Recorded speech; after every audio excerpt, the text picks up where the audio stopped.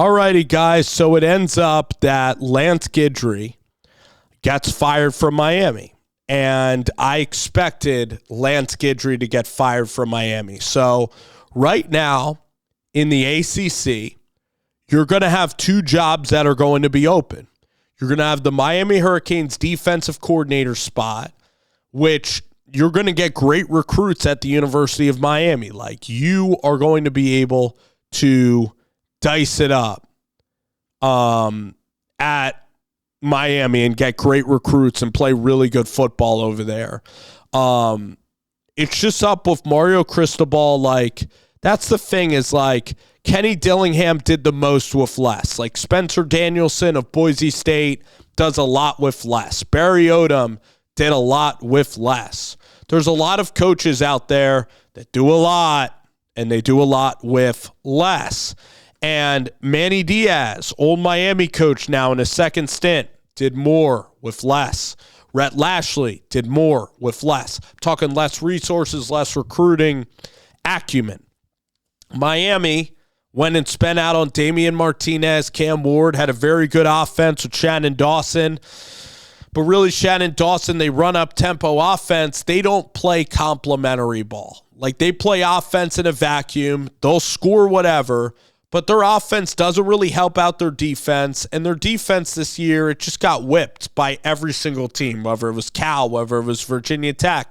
Like, could have lost Cal and Virginia Tech. Like, should have lost those two games. So the team went, what did they go, 10-2? I'm trying to think. Yeah, they went 10-2.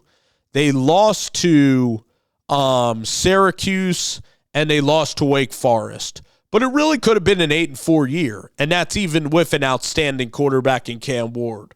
So Mario Cristobal, he wins 10 games, but you really should be doing better in an ACC that is very, very obtainable to win. Like, you shouldn't be getting rocked at Cal. You shouldn't be fighting with Virginia Tech like you are. And when you're up on Syracuse, like, you got to have, you're an offensive line coach, you got to have the ability to run the football and play some defense.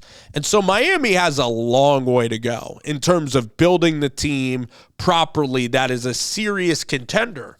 And that's what the boosters are putting into the program. They want a serious contender at Miami. But right now I do have my doubts about Mario Cristobal because you're getting a lot of funding from the boosters. You are doing well landing the recruits.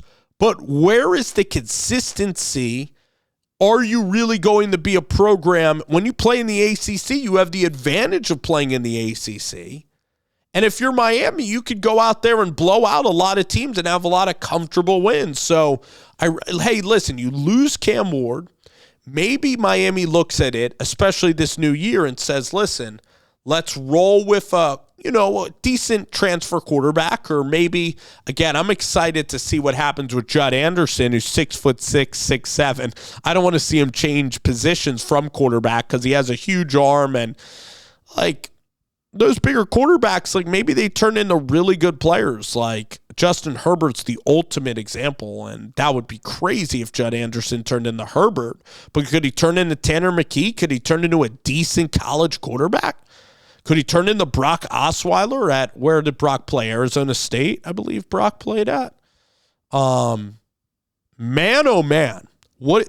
So how is Miami going to, let's see if Miami can like round out their team. Hey, maybe we don't go crazy on a transfer quarterback like we lost out on John Mateer and all these other players, and maybe we focus on defense and actually building like an identity of toughness, a little run the ball.